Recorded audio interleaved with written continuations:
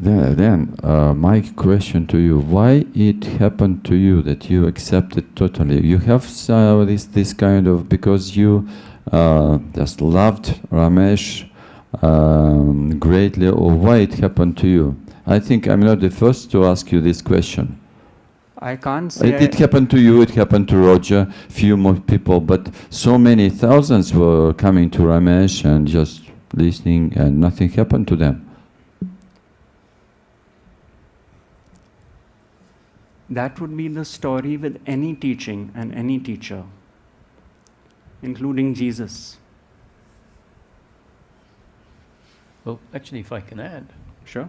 Part of the description that Ramesh put forward is that life is completely predetermined, a creation, a story.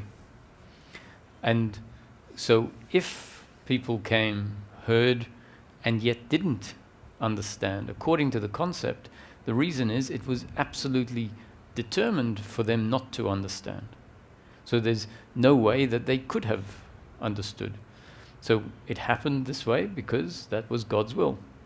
Similarly, Ramana, in one of his most popular quotes or famous quotes, says that all of the actions will happen according to the body's karma, according to the great ordainer, that whatever is destined to happen can't not happen, no matter what force in the universe tries to make it not happen. Whatever is destined not to happen will not happen, no matter what force in the universe tries to make it happen. And therefore, the best course of action is to remain silent, referring to the thinking mind that is in opposition with that recognition. So the silence, as I take it, would be the silence of the thinking mind. Absolutely. I'll tell you all something which happened in Portugal. Our host took us to a very holy place called Fatima, which is revered by the people who live there. It was the 1st of January of this year.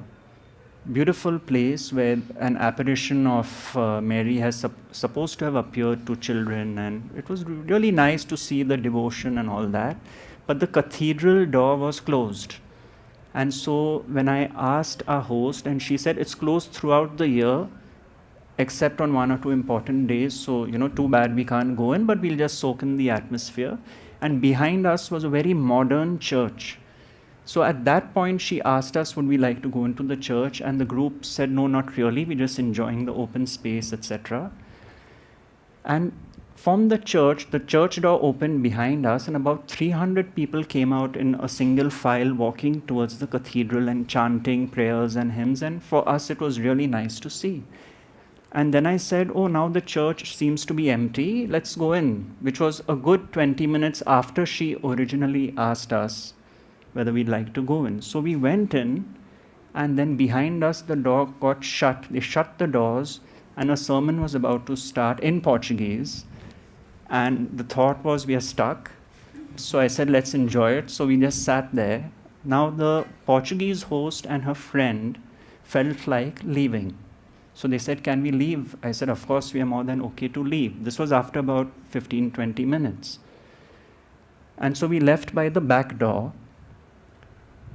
And they were a bit uncomfortable. And I asked what happened. And they said, because the sermon was all about guilt and shame, and we must bow our heads down in front of Jesus, etc., etc.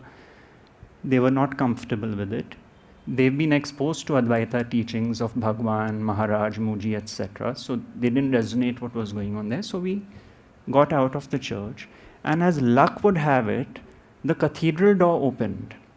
And I said, wow. I told them, I said, if we didn't get stuck there, we would not have waited and would not have had the opportunity to see the cathedral door open. And I said, so it is so clear that if we are destined to get stuck anywhere in life, we are meant to get stuck. It was so clear. And being stuck is a judgment, because if being stuck is required to enter the cathedral, that is what was meant to happen. And it could have been the other way around. It could have been that the cathedral door was open all the time, and by the time we came out of the church, it got shut. So these kind of thoughts of this is a situation which is so not good, this is what I really don't like, why am I stuck, why is this happening to me? It just dissolves into a whole seeing that everything is interconnected and dependent on everything else. And that's where this identification starts crumbling down. Because we are no longer the master of the game we thought we were.